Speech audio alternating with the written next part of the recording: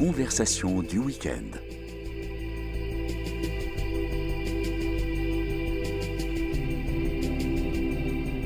Aujourd'hui, carte blanche.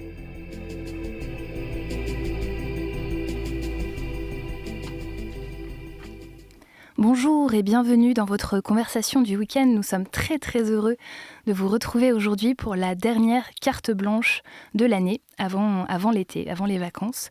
Carte blanche, c'est cette émission que vous commencez à connaître, dans laquelle nous laissons le micro à un invité qui le prend et qui invite lui-même deux autres invités pour nous faire rentrer dans leur monde, dans leurs questionnements, dans leur chemin, dans leurs engagements. Et aujourd'hui, nous avons la grande joie d'accueillir François-Xavier de Boissoudy. Bonjour. Bonjour Flore. Merci beaucoup d'être avec nous aujourd'hui. Donc, dernière carte blanche de l'année, grosse responsabilité pour terminer l'année en beauté. Mettez-moi la pression, merci. En beauté, justement, on va en parler, je crois. Puisque François-Xavier de Boissoudy, vous êtes peintre. Et votre peinture a changé le jour où Dieu a répondu à votre appel au secours, alors que vous aviez 38 ans. Vous avez dit être sorti du coma ce jour-là. Depuis, la lumière qui vous a inondé se retrouve dans vos toiles. Vous la cherchez, vous la montrez. C'est la technique du lavis que vous avez adoptée, c'est-à-dire très peu de couleurs, de peinture ou d'encre délavée à l'eau. Le résultat, ce sont des images où le clair-obscur est roi, permettant à la figure humaine, souvent biblique, mais pas toujours, de jaillir dans ce décor sobre qui semble son prolongement. Vous acceptez, je crois, que l'on dise de vous que vous êtes un peintre de l'art sacré. J'ai résumé très succinctement pour que les auditeurs qui ne vous connaissaient pas commencent à vous rencontrer. Est-ce que vous voulez nous dire autre chose sur vous avant enfin de nous présenter vos invités ? Disons que un résumé est toujours une chose un peu terrible parce que justement tout est précipité et mis dans une boîte. Je dirais que effectivement c'est la suite à une sorte de délivrance, une rencontre qui délivre que je me suis autorisé à embrasser véritablement la carrière de peintre.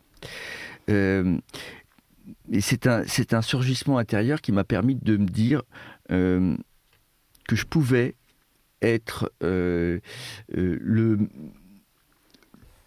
responsable de ce que je vois et de le redonner à voir, et de le représenter, de vous présenter à nouveau ce que j'ai vu de la réalité par rapport à cette présence intérieure, cette capacité de dire « je », d'être le responsable de sa vision et de se dire, comme on a été ému et émerveillé, il doit y avoir quelque chose de bon dans ce que j'ai vu. Notamment, le surgissement de la lumière plutôt que des visages, bien sûr, mais cette lumière-là, maintenant que je travaille en couleur, non pas seulement sur des thèmes bibliques, c'est-à-dire pas seulement à partir d'un texte, mais juste à partir de la réalité, et la réalité est en couleur, donc je la traite en couleur, voilà.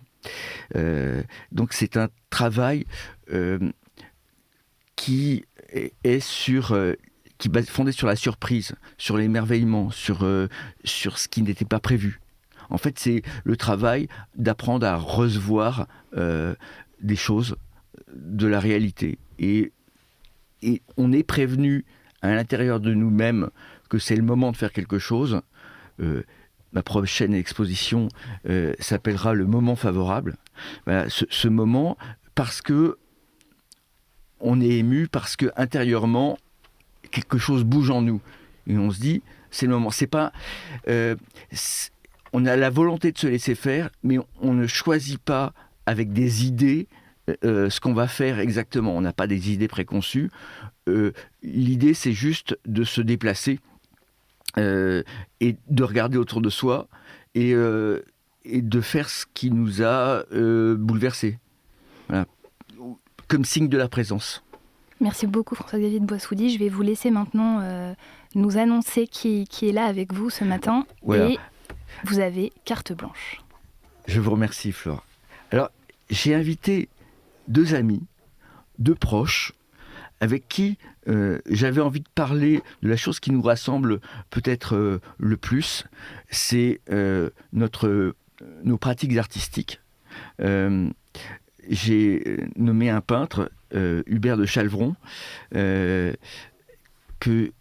avec qui on a sympathisé cette année, et un photographe, Alexis Congourdeau, voilà, qui ont tous les deux un rapport au réel dont je me suis senti proche. Voilà, une manière d'aborder les choses qui est juste celui de la vision. Ne pas prévoir, mais juste voir et laisser passer ce qu'on a vu. Et ce travail formel, que ce soit en peinture ou en photographie, est là pour essayer de montrer l'essentiel. Parce que l'art, c'est essayer de donner des renseignements sur la vie, de ce qui nous a paru le plus important. Voilà, donc je vais poser une question donc, à Hubert. Qu'est-ce que c'est pour toi l'art? D'où ça vient? Qu'est-ce que ça mobilise en toi? J'entends, est-ce que ça provient de ta tête, de ton cœur? Ou est-ce que c'est corporel? Est-ce que quels sont les ressorts de l'art et qu'est-ce que ça vient dire? Bon. Alors, il y a plusieurs choses là. C'est un peu long. Ça peut être un peu long, je ne sais pas. Donc, il y a plusieurs choses. D'abord, l'art, ça n'existe, c'est quelque chose. Il y a plusieurs façons il y a plusieurs médiums surtout. Il y a la photo, il y a... Aujourd'hui, on est dans un... C'est pratique, oui. On est dans une, comment dire, dans une prolixité de pratiques qui est assez grande. Donc, pour moi, je suis peintre. Point à la ligne. C'est-à-dire qu'au fond, c'est très clair. Depuis le départ, j'ai été nommé peintre. Nommé par qui? Tout à l'heure, je parlais de ma mère. C'est vrai, ma mère est peintre.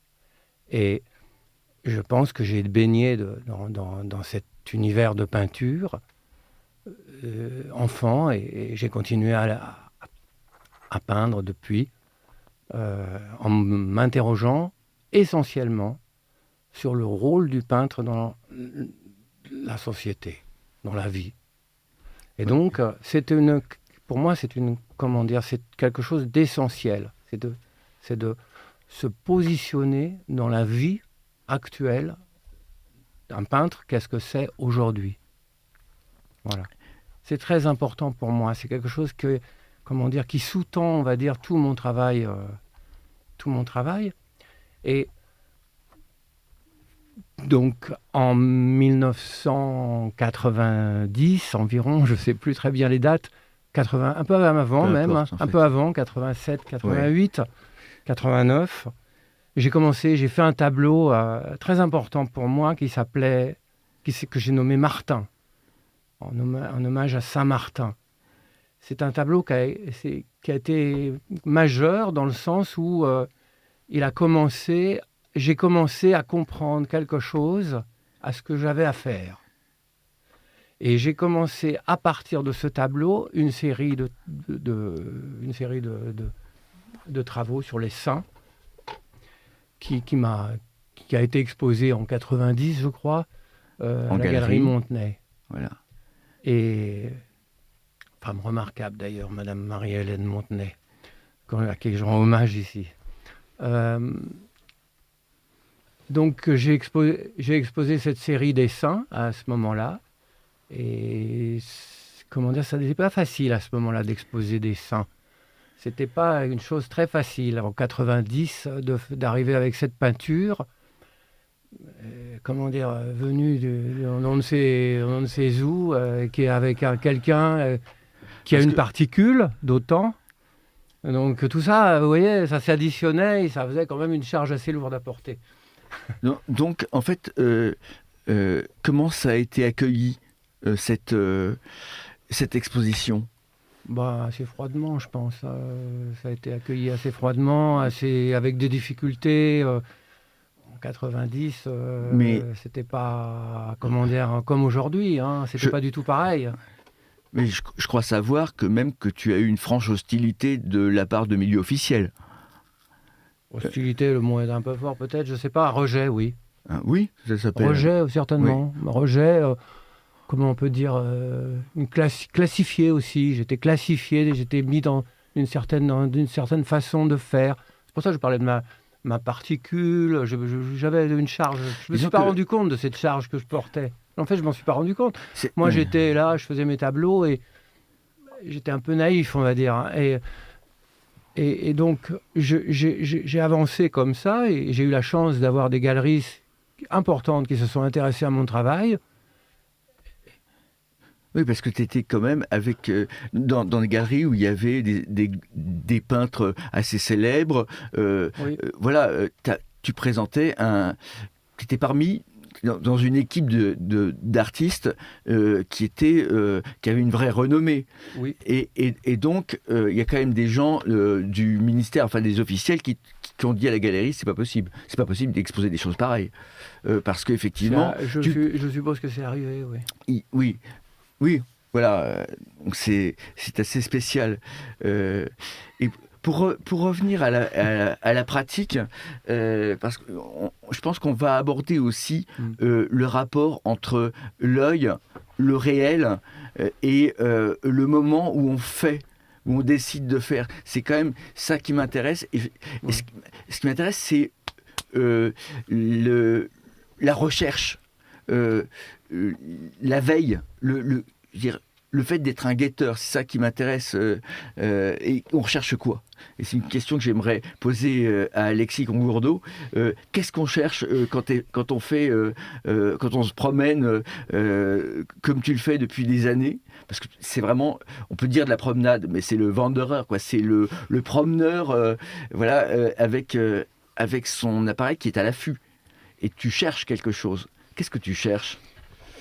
Eh bien, merci François-Xavier de me donner un peu la parole. Qu'est-ce que je cherche? Eh bien, justement, je ne sais pas.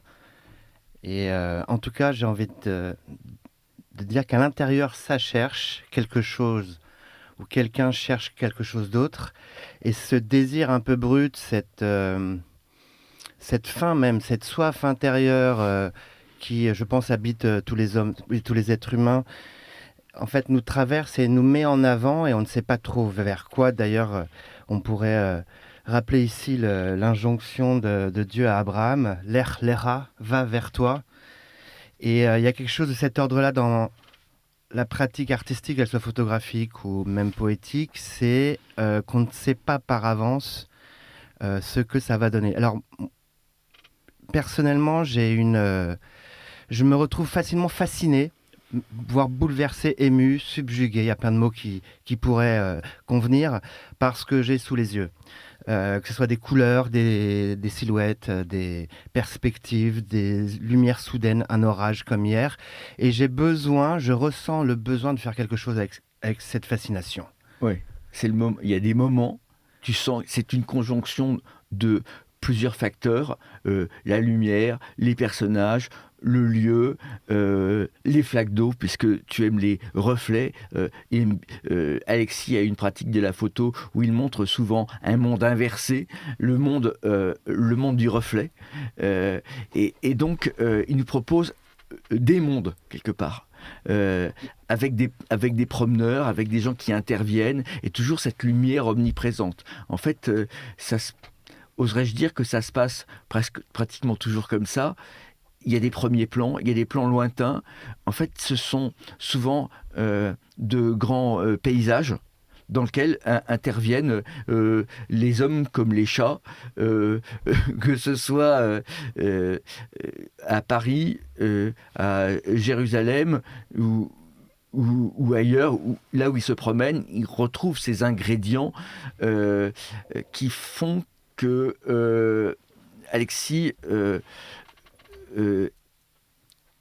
comment peut-on dire ça? Appuie sur le bouton, bien sûr, mais trouve en son fort intérieur les raisons de se dire que c'est le moment et de faire quelque chose avec ça. Et c'est vrai que c'est toujours surprenant, dans le sens où on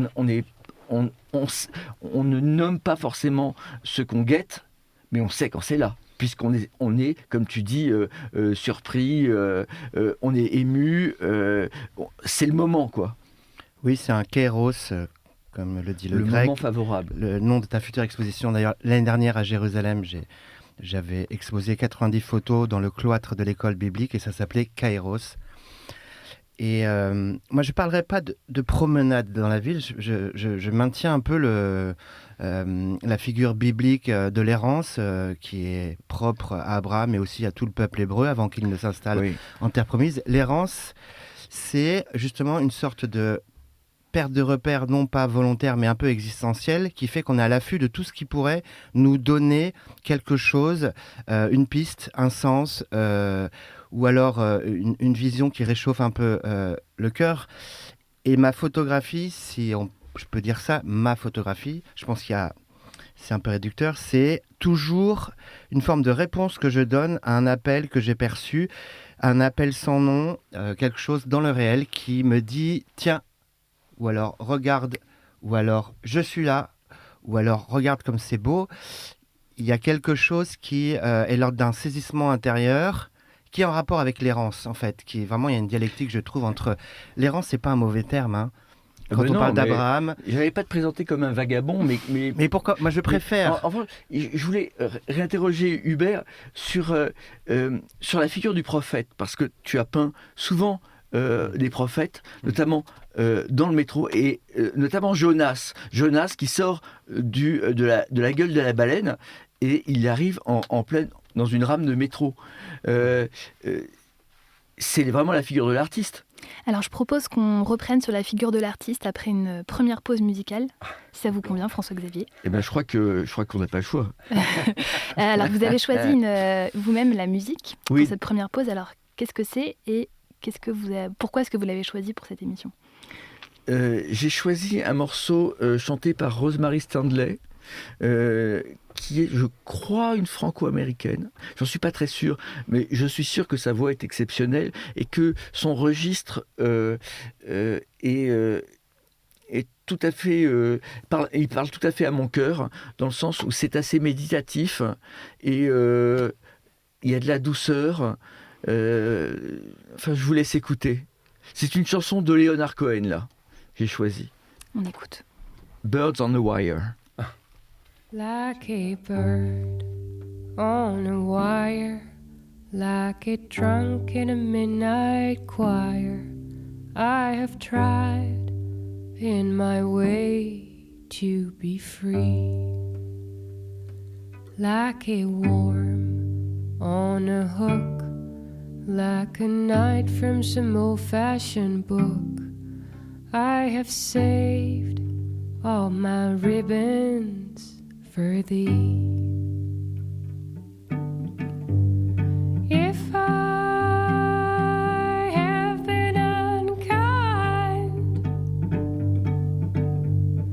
I hope you can just let it go by. If I have been untrue,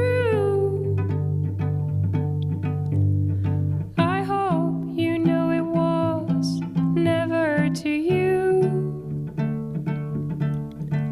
Like a baby stillborn, like a beast with his horn, I have torn anyone who reached out for me. But I swear by the song and by all that I have done wrong, I will make it all up to thee.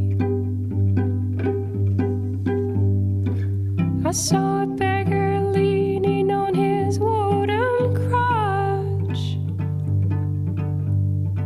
He said to me, "You must not ask for so much."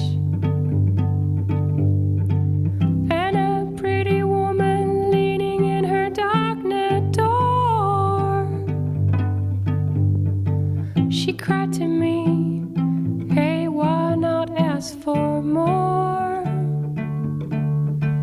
Like a bird on a wire, like a drunk in a midnight choir, I have tried in my way to be free.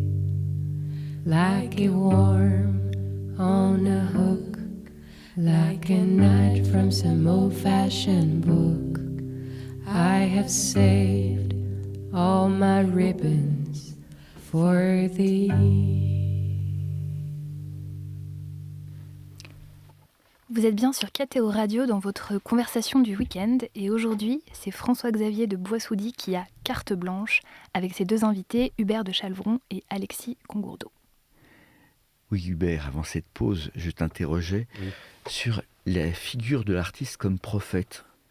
Parce que c'est pas un seul tableau que je mentionnais tout à l'heure, c'est vraiment plusieurs tableaux. Et moi, ce qui m'avait très impressionné quand j'avais été sur ton compte Insta, c'est de voir ce mélange d'art sacré, de figure du Christ, notamment du Christ ressuscité, mais aussi des scènes comme Adam et Ève, des scènes de la création du premier couple, etc., dans des décors d'aujourd'hui, sans chercher à attifer le Christ avec des costumes d'aujourd'hui pour faire moderne. Non, il était juste là. C'est cette présence tout à fait sans hiatus, tout à fait naturelle que j'avais vue, juste par le miracle de la peinture. Une espèce de convocation du cœur qui m'avait vraiment impressionné. Oui, c'est ce qui s'est passé. C'est-à-dire que depuis les saints... comment dire, au début, je travaillais, ça va être un peu long en fait, je travaillais, j'ai tout d'abord pensé à introduire un geste religieux dans une sphère artistique. Moi, c'est comme ça que c'est venu. Je vais vous lire quelque chose que j'ai ramené sur Jeanne, c'est un tableau que tu as fait quelqu'un a écrit, dans la série des saints. Ah oui, parce que je nommais les tableaux par leur prénom au départ. C'est important parce que par la suite, ça a eu une certaine influence sur mon travail par la suite. Jeanne, figure martyre emblématique, elle exprime le dénuement extrême, cet état de conscience qui fait s'effacer l'anecdote devant la charge métaphysique. C'est Martine Arnaud qui a écrit ça dans Simèse, et elle a vu exactement ce que je pense ce qu'il fallait dire très simplement, c'est que à un moment donné, il y a un effacement devant une charge métaphysique, un effacement de la représentation formelle comme ça, devant cette espèce de charge venue d'on ne sait pas où. C'est quoi la charge ? Eh bien, tu veux dire la poésie ? Oui, ça peut être la poésie, ça peut être aussi une certaine, comment dire,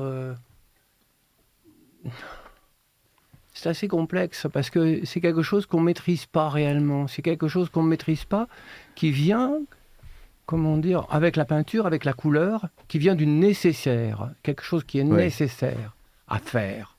Et donc dans ce nécessaire, dans cette nécessité d'action, de faire, il y a cette espèce de chose qui se met en avant comme ça, et puis après que l'on retire évidemment, qui disparaît. Une fois que le tableau est fait. Une fois que le tableau est fait. Mais après, il est placé quelque part et il est livré. Parce que ça c'est très important, c'était de donner quelque chose. C'est pour ça que j'ai commencé avec la Saint-Martin. Martin, c'est la figure de l'offrande absolue. Et comme j'étais dans une recherche, à quoi ça sert un peintre ? Oui. Eh ben, j'en ai conclu que moi, c'était pour une espèce d'offrande. Une offrande, à offrir quelque chose, à donner quelque chose. Dans un certain dénuement. Alors après, ça c'est un peu... Parce que tu parles de Jeanne comme étant... Oui, enfin, j'ai pris Jeanne parce que... Dans le dénuement, mais tu étais dans un état d'abandon et de dénuement toi-même. sans doute. T'as fait ton truc tout seul. Oui, mais t'as fait ton truc tout seul, sans penser. Tu n'as pensé qu'à la nécessité. Je pensais à rien. Oui, il fallait que tu le fasses, c'est tout. Je suis pas un penseur. Hein. Non, mais je suis un peintre. Alors, oui, mais disons que c'est pas pareil. Non, je sais, parce qu'on fonctionne avec l'intuition. Et qui est la fine pointe de la pensée, mais qui ne nous dit que ce qu'on doit faire, quelque part, c'est en nous-mêmes qu'on trouve quelque chose d'impérieux. On se dit, voilà, il faut le faire. Oui, je crois que oui. Mais oui, c'est aussi valable pour une situation où un moment où il y a une belle lumière, où il se passe quelque chose d'ordre de la révélation d'objets ou de gens qui sont révélés par la présence de la lumière, Alexis. Effectivement, il y a une sorte d'urgence qui n'a pas forcément de mots, que l'on ressent, un saisissement qui fait qu'on ne peut pas faire autrement que de... Enfin, en tout cas pour mon cas, je ne peux pas faire autrement que de prendre la photographie. Comme je disais tout à l'heure, c'est comme une réponse que je donne à quelque chose qui m'a saisi. Oui. Un je ne sais quoi, comme dirait Yankelevitch, et qui me met en mouvement alors que je suis arrêté. Il y a quelque chose d'une corde qu'on me tend ou d'une main tendue et qui me... Donc la photographie, comme la peinture, c'est des réponses. C'est une réponse à quelque chose qui arrive, qui apparaît, quoi. En fait, voilà, ça tient de l'apparition. Mais j'ai l'impression que c'est notre moi qui disparaît. On devient je, quoi. On devient dans l'action uniquement. On s'oublie, on s'efface.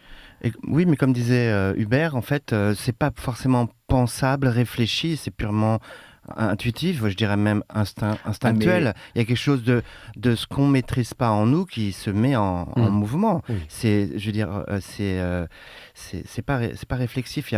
Après, on pourra dire tiens, on travaille dessus. C'est l'intellection qui permet de le savoir. Tiens, j'ai réussi à voir ça, à mettre ça dans un rectangle visible. Je vais donner un nom à cette photographie, mais ça c'est dans l'après-coup. Et je dirais que dans ma pratique de photographie comme d'écriture, j'aime bien suivre, si on parle de pensée, pour un peu comprendre ce qui se passe, j'aime bien suivre l'école philosophique de la phénoménologie, c'est-à-dire, en fait, les choses nous apparaissent. Oui. C'est-à-dire que le monde entier, le réel, est quelque chose qui est de l'ordre du don, parfois tragique, dramatique, ou alors sublime, et que face à ce don qui nous dépasse et nous submerge et qui peut même nous rendre fous parfois par sa densité, sa saturation, la réponse qu'on va lui donner, c'est un langage particulier qu'on appelle l'art et qui est une manière de dire un oui à ce qui est. Je suis d'accord. Oui, c'est un constat que nous sommes là face à ce que nous avons vu. Et en fait, c'est juste une sorte de témoignage. Oui. Après, c'est dans le vrai sens du premier sens du terme du martyr, témoin, c'est-à-dire qu'on est affecté par quelque chose qui nous dépasse, qui peut nous faire mal, parce que ça a un retentissement, le réel. Joyeux. Oui, mais c'est très proche en fait comme expérience. C'est l'émerveillement. Bobin, il dit que en fait, la vie, si ça nous arrache pas le cœur, ça sert à rien. C'est plus que, moi, je penserais que c'est à la fois un pâtir, comme dans le fait qu'on porte quelque chose, qu'on le subit, et quelque chose en même temps qui nous nourrit, qui nous redresse, qui nous relève. C'est une expérience assez paradoxale, mais c'est difficile à exprimer par des mots. C'est pour ça que l'art existe, pour dire ce qui n'a pas de mots. Justement. Voilà, alors une expérience de l'invisible. Tu ressens ça, toi ? Pas du tout. Non, je ressens pas du tout une présence de l'invisible. Moi, je continue à faire des tableaux qui partent comment dire de. T'as déjà vu la Sainte Vierge ? Parfois. Pourtant, tu l'as peint. Parfois, oui. Oui, ça arrivait. Ça s'appelle pas ça, une expérience de l'invisible, pardon. C'est celle que j'ai peinte, pour en faire à laquelle tu fais référence, à une blouse de peintre. Ah oui. Oui. mais la blouse du peintre. Et ça m'intéressait beaucoup par rapport à ce travail sur la Sainte Vierge, de la revêtir de cette blouse, parce que je cherchais un vêtement qui soit beau, qui soit porteur de quelque chose. Mais beau, pour moi, ça signifie pas une belle couleur ou quelque chose qui soit beau, entre guillemets. C'est quelque chose qui existe, que j'ai seulement en moi, et que je peux, moi, dire ça m'intéresse parce que ça représente quelque chose que je pourrais éventuellement dire c'est beau. Mais j'en suis pas sûr. Tu veux dire que c'est juste? Ça t'a paru juste? C'est juste, voilà. Ouais. C'est plus important de dire c'est juste que c'est beau. C'est une autre manière d'aborder la chose, je pense. Oui. Mais c'est à peu près... Et Dieu vit que cela était juste. Pardon? Ou que cela était bon. C'est un peu similaire, je Bah crois. oui, c'est ça. Effectivement, c'est du ressenti. Mais on fonctionne avec ça. Le juste se rapproche de quelque chose qui a à voir avec la vérité. Oui. Et pour moi, c'est essentiel, cette vérité. C'est pas quelque chose, comment dire, de près déjà enregistré, de près conçu. C'est quelque chose qui a à voir avec l'individu et son rapport au réel. Voilà. Et donc, on est dans quelque chose qui exprime une vérité d'être. Je pense que ça, c'est extrêmement important dans la pratique artistique. Oui, et je suppose que on est extrêmement loin de vouloir faire la morale aux autres. Ah oui, bien sûr, oui. Voilà. Oui. C'est même l'inverse. Oui. C'est-à-dire être surpris, c'est de ne pas avoir, comme tu dis, de choses prédéterminées à montrer, ou leur faire attention, le climat, tout ça, ou je sais pas quoi, la guerre c'est mal, enfin bon, voilà. Mais juste être présent au moment que nous avons à vivre. Et puis voilà. Et puis montrer cette chose, trouver une forme. Mais la forme, elle vient de soi-même, puisque je pense qu'on crée des priorités dans le sens où la lumière va donner une forme, une vision, ça va donner un aspect à ce qu'on a vu. Et qui va changer la donne. Et ça va permettre un tableau ou une photographie parce que quelques secondes, les choses ont eu lieu comme ça. Et on ne l'avait pas imaginé. Et on est surpris. Mais c'est vraiment l'idée de... c'est souvent que la littérature en parle. Je pense à Dickens qui parle de « to wonder ». S'émerveiller ou s'étonner, tout simplement, être surpris. Mais c'est la même chose qui peut arriver jusqu'à l'émotion sacrée, si je puis dire. C'est valable pour une pomme comme pour la présence de Dieu, parce que l'idée, c'est la présence, quoi. Voilà. Ça a toujours été la présence. La présence, c'est ce qui habite Mais c'est la notre réalité. présence La réalité d'un tableau, d'une photo. C'est ce qui est... Quand il y a présence, on peut dire il y a une certaine réussite de la part de l'artiste même. Oui, moi je pense. Oui. On a consigné les choses, oui. On leur a rendu témoignage. C'est la seule façon qu'un artiste peut réussir quelque chose, c'est de faire sentir une présence quelque part. Oui. Moi, je crois, si je peux rebondir et prendre la balle au vol, me vient à l'esprit, moi, mon évangile préféré qui est les disciples d'Emmaüs, qui d'ailleurs a été représenté de nombreuses fois par les plus grands peintres. En fait, il y a une expérience de déception profonde qui se change en expérience de surprise et d'apaisement. Et en fait, je crois que dans l'expérience artistique, enfin en tout cas la mienne, il y a ce passage, cette passion, je disais tout à l'heure, cette traversée d'une expérience difficile de non-présence, justement, de vide dans le cœur. Et c'est ça qui... De tristesse, de détresse. C'est celle-ci qui nous met en marche vers le réel, à l'affût de la moindre surprise qui pourrait faire transmuter, faire changer cette tristesse en joie, quelque chose d'impossible presque. Qu'est-ce qui dans notre vie peut d'un seul coup faire muter notre tristesse pour tout un tas de raisons en une joie qui n'a pas du tout été prévue. Et cet évangile des pèlerins d'Emmaüs me parle beaucoup. D'ailleurs, quand je vais à Jérusalem, je vais souvent à Bougoche, chez les moines d'Emmaüs. Et parce qu'il y a cette expérience qu'en chemin, dans cette errance qui au départ est triste, puisque les disciples ne comprennent absolument pas ce qui s'est passé, leur idéal ou leur désir a été anéanti, et dans une marche, il y a quelqu'un qui vient leur interpréter complètement différemment ce qu'ils pensent s'être passé. Et dans cette présence et interprétation, ils repartent avec intérieurement une présence. Et alors peut-être c'est une digression de mettre les pèlerins d'Emmaüs dans cette discussion sur l'art. Moi, je trouve beaucoup de ressemblances, puisqu'on a un événement de sublimation dont parle l'art. Donc tu veux dire qu'il faut avoir... le Christ émet un signal qui fait, si je puis parler comme ça, que ces deux personnes ont le cœur brûlant, comme ils le disent eux-mêmes. Notre cœur n'était pas brûlant tandis qu'ils nous parlaient.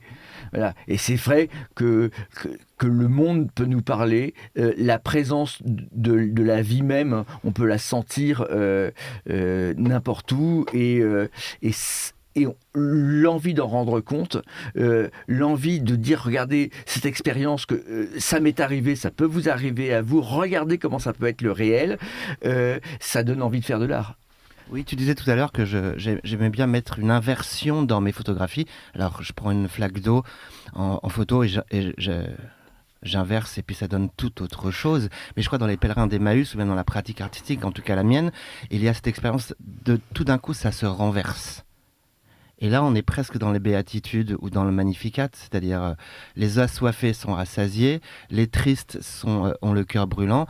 Et dans ma pratique artistique, c'est pas du tout réfléchi, mais c'est cette expérience-là de transformation de son propre cœur grâce à la présence, à l'événement, à la surprise qui n'était pas du tout prévue et que j'essaye de mettre en forme dans la photo, le dessin ou l'écriture. Il y a une image, je rebondis sur un truc, le renversement. Il y a une image dans le cinéma français qui est tout à fait étonnante sur la conversion.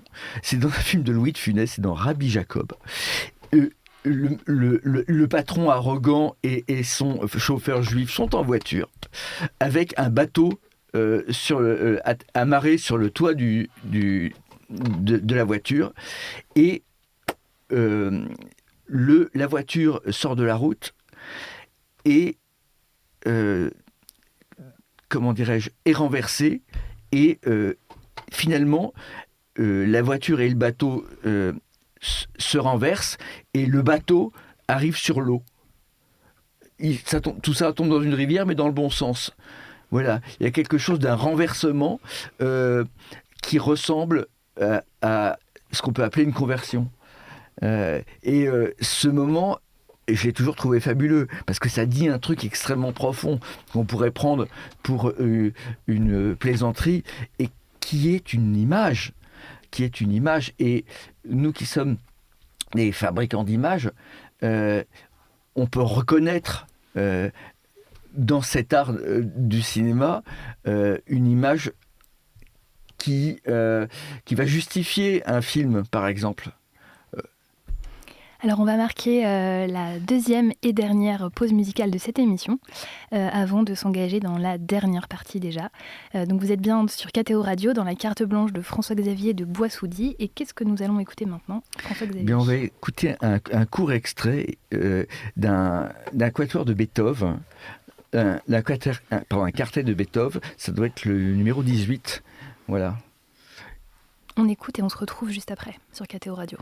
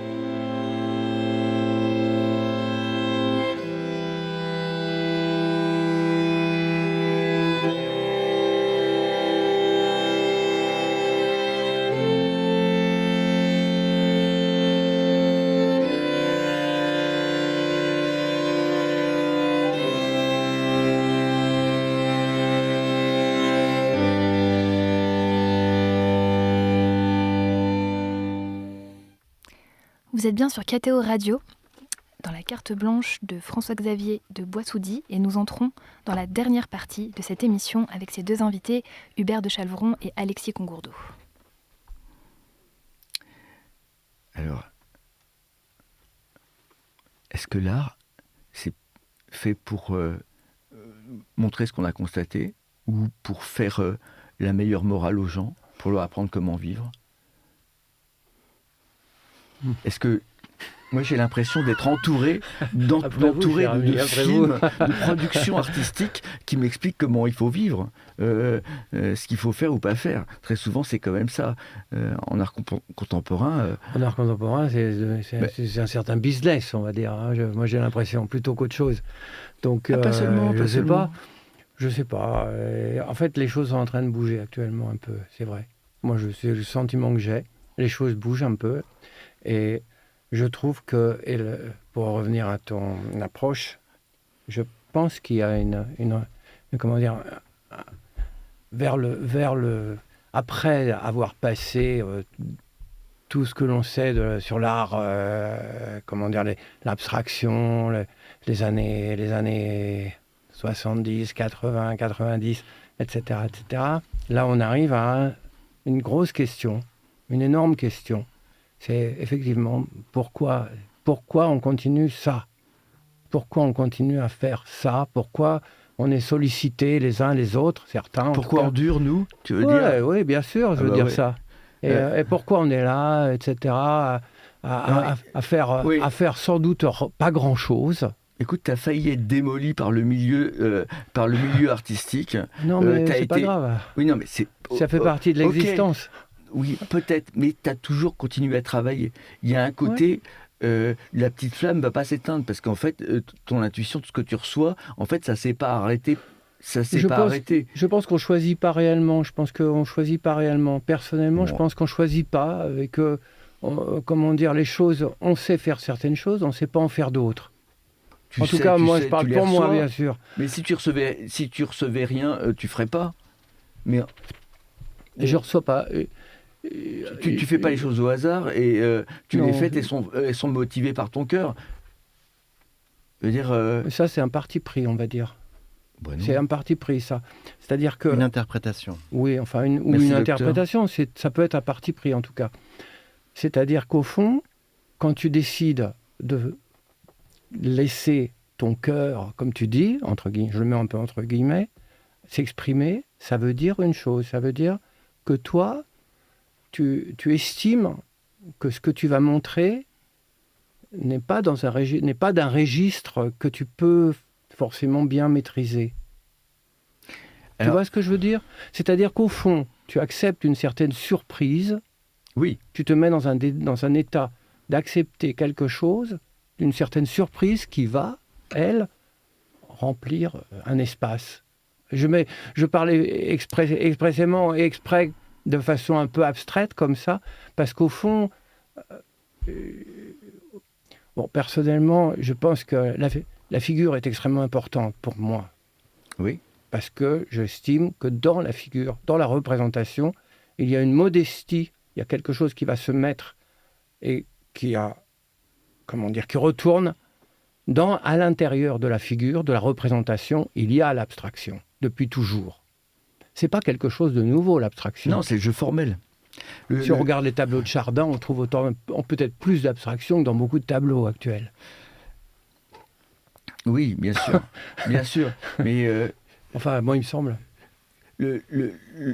On est environné d'un art, de tentatives d'art. Moi aussi, je fais beaucoup de tentatives d'art, et puis de temps en temps, ça aboutit dans le sens où ça montre quelque chose. Ça montre l'imprévu d'une manière assez naturelle. Ça montre dans le monde on montre le monde des vivants et il s'est passé un événement dans le monde des vivants. C'est ça. Mais François-Xavier, le monde des vivants, c'est notre monde. C'est le même. C'est le nôtre. Moi, je tiens. C'est quelque chose. Tu connais un peu mon travail. Actuellement, je suis dans le métro. Je prends des photos. Je me sers des photos, moi. Je ne fais pas de photos en soi. C'est quelque chose dont je me sers. C'est des documents. C'est quelque chose. C'est partie de la technique pour moi. Et ça, c'est quelque chose qui m'intéresse énormément. C'est comment on peut être dans un endroit comme le métro, par exemple, un endroit de passage, un endroit où on va quelque part, où il y a finalement 80% de la population qui est là, on va dire. Hein. Je ne sais pas si vous prenez le métro. Moi, je prends le métro assez souvent. Et si vous voulez, je vois dans le métro des gens, des tas de gens. Et c'est ce qui m'intéresse. Mais c'est la vie du sous-sol. Voilà. C'est la vie cachée. C'est les catacombes. Non, c'est pas les catacombes, parce que non, pas du tout, puisque c'est des gens vivants. Les catacombes, c'est des morts. Pas forcément. C'est des gens vivants, c'est des gens qui vont à leur travail. Il y a une société, il y a toute une société. Pour moi, c'est mon rôle d'aller là, d'être là plutôt. C'est mon rôle. Je dois être là et je dois travailler avec ceux qui sont là. C'est ma forme de croyance et c'est ma forme. Et c'est là où Dieu, où Jésus m'a conduit, peut-être, certainement, c'est dans cet endroit-là. Pourquoi c'est à moi de... Moi, j'en sais rien, je ne sais pas. Moi, je suis au service d'eux, on va dire.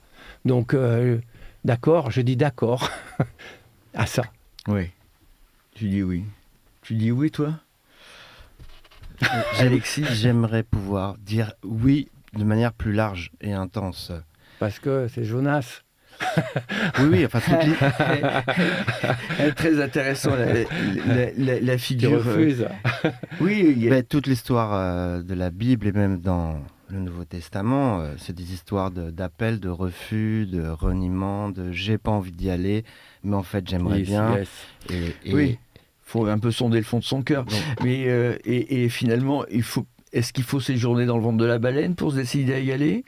Non, on ne décide pas d'y aller, on y est ou on n'y est pas. Oui, mais quand même, on dit oui à un moment. Ah oui. On peut dire non. On dit longtemps non parce qu'on a la trouille. Là, je rejoins ce que tu disais précédemment. Là, on ne dit pas oui, ça s'impose. Il y a quelque chose qui s'impose. Là, je rejoins ce que tu disais. On peut rejeter les visions qu'on a, non rien faire. Moi, j'ai fait ça pendant des années. Oui. Mais je voulais tout de même signaler une chose, c'est que Alexis Congourdeau et Hubert de Chaelvron ont été retenus pour aller exposer à la Biennale d'art sacré contemporain à Autun à partir du 18 juillet, je crois, jusqu'au 10 août. Ouais. C'est qu'il y a une raison. C'est qu'il y a une raison profonde d'avoir été choisi pour aller exposer là-bas. C'est pas l'art sacré. Est-ce que ça va au-delà d'un art qui serait celui de s'inspirer des Écritures? Est-ce que l'art sacré peut se jouer en contemplant le vivant? Alexis? J'aime pas du tout la formule art sacré, c'est une manière de catégoriser un agir profond et parfois inconnu, comme disait Hubert. Puis, en fait, sacré, ça veut bien dire art saint, art à part, art mis à part, bon. Ou art premier. Si tu préfères. Je suis d'accord avec parce que Alexis. Non, ce que je veux dire, c'est que c'est une manière de séparer. Oui. Des pratiques, des visées artistiques, d'autres visées. En fait, pour moi, tout l'art, qu'on l'aime ou pas, que ce soit abstrait, cubiste, hyper figuratif ou merdique, entre guillemets, ça parle de quelque chose, ça parle de notre soif et ça parle de notre cœur profond. Pour revenir Tu crois à mon travail photographique et sur la prochaine Biennale d'Autun, moi je suis de plus en plus fasciné, d'ailleurs c'est un de mes projets, sur la notion justement du juste, qui en hébreu c'est le tzaddik. Abraham est un tzaddik, Noé est un tzaddik. C'est celui qui se met en mouvement, mais il ne sait pas trop vers quoi. Et bon, d'accord, c'est toi. Mais... Oui, non, mais j'essaye justement de formuler ça en projet artistique. Et un de mes grands projets prochains, qui a déjà commencé, c'est une série de photographies sur les juifs ultra-orthodoxes, les Hassidim, qui sont à New York, à Paris ou à Jérusalem, et de suivre le fil de la notion de c'est très intellectuel ça, disons, parce que suivre des notions quand on se prétend ne faire que par rapport à l'émerveillement ou l'étonnement qu'on a de la vie, c'est quand même une notion de... C'est pas une notion, c'est une d'être histoire. préparé d'une certaine manière. C'est pas une notion, c'est suivre une histoire. Et je suis de plus en plus fasciné par la Kabbale. Et dans la Kabbale juive, il y a cette légende des 36 justes cachés qui portent en secret le monde. Et si l'un de ces justes, d'ailleurs, s'aperçoit qu'il est juste, il est retiré de la mission et il est remplacé par un autre. Si quelqu'un d'autre dit « Regardez, celui-là est juste aussi », il disparaît de sa fonction. Et c'est le thème qu'il y aurait des personnes justes, c'est-à-dire secrètes, mises à part peut-être, qui portent le monde même sans le savoir. Même sans le savoir. Et en photographiant dans les rues de Jérusalem ces silhouettes qui sont souvent habillées en noir, la tête baissée, dans leurs livres ou dans leurs prières, allant vers le mur de la lamentation ou revenant chez eux à Méhacharim, il y a cette notion, enfin moi j'y ai vu, mais c'est très poétique, c'est très artistique, c'est pas de l'ethnographie. Hein. J'y ai vu ces justes qui, depuis la fondation du monde, sans le savoir, portent le réel à la place des autres, parce que les autres sont affairés à leurs affaires. Ça parle aussi du Christ qui porte le monde. À commencer par lui, peut-être, oui. Oui, et c'est une histoire de la Kabbale. Et en fait, si je veux ramener ça à ma pratique photographique, il y a dans ma quête de moments ou d'événements ou de surprises dans le réel qui peut apparaître très neutre, parfois hivernal, où rien n'apparaît, il y a cette notion d'aller récupérer les étincelles de beauté qui sont cachées dans le monde pour reformer, comme dirait la Kabbale, le vase de la présence. Et ça, je pourrais en parler pendant des heures. Je vois, oui. Que tu pourrais en parler pendant des heures. Juste pour finir, excuse-moi, c'est le thème de la présence de Dieu qui, pour éteindre son omnipotence et sa surpuissance, c'est parsemé, c'est à éclater en milliers et millions et milliards de fragments dans le réel. Et le photographe, comme le peintre ou le saint ou le moine, va récupérer ces étincelles en secret et les montrer. Donc un poète et un prophète, c'est la même chose ? Pardon ? Le mec qui prend des notes. Non, je dessine des yeux. D'accord, voilà, il est parti en dessin. Ça me rappelle la pratique que j'avais quand j'étais enfant à l'école. J'ai pas changé. Je laissais dans la marge. Voilà. J'ai fait ça. Ouais. Oui, un prophète et un poète, c'est la même chose ? C'est le même canal ? Alors là, j'en sais absolument rien. Je peux pas dire. Pour moi, les prophètes de la Bible, comment dire, ce sont des caractères qui ont, comment dire, projeté des choses, qui ont été appelés par Dieu et qui ont servi comment dire, Dieu s'est servi d'eux pour être leur voix, on peut dire leur voix VOIX. Il les a accompagnés. Et donc que les artistes, je sais pas ça. Certains. Oui, voilà. Je sais pas. Là, encore, c'est une question de choix, de choix d'existence, de choix de vie. Je pense qu'il y a des artistes qui sont plus proches des prophètes, de la foi, des questions soulevées par la foi aussi, de tout ce questionnement que soulève la foi. Parce qu'on n'en a pas parlé, mais il y a un questionnement. Et donc, ce questionnement, est extraordinairement important, je pense, par rapport à ce que l'on va donner. Parce que là aussi, encore une fois, il s'agit de donner quelque chose, il me semble. Oui, je crois que c'est ça, oui. On reçoit un don et il s'agit d'en faire quelque chose pour le redonner à notre tour. Oui, restituer, oui. Merci infiniment François-Xavier de Boissoudy d'avoir accepté de jouer ce rôle un peu particulier ce matin, d'avoir été un animateur radio. Oui, mais c'est pas tout à fait un métier pour moi. Merci beaucoup à vos deux invités, Alexis Congourdeau et Hubert de Chalvron, c'est d'avoir joué le jeu, moi je vous remercie en tout cas. Conversé avec nous ce matin. C'était donc la dernière carte blanche de l'année. On se retrouve en septembre. Et je rappelle donc cet été, si vous passez à Autun, la biennale d'art sacré contemporain du 18 juillet au 10 août, où sont exposés Hubert de Chalvron et Alexis Congourdeau. Vous aussi, François-Xavier ? Non, moi c'était avant.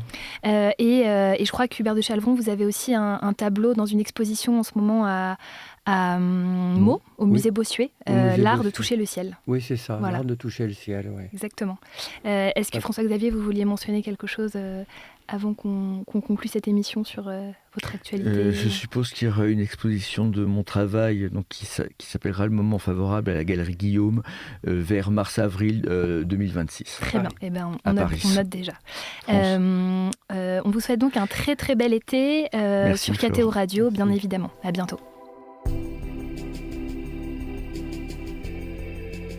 Les conversations du week-end.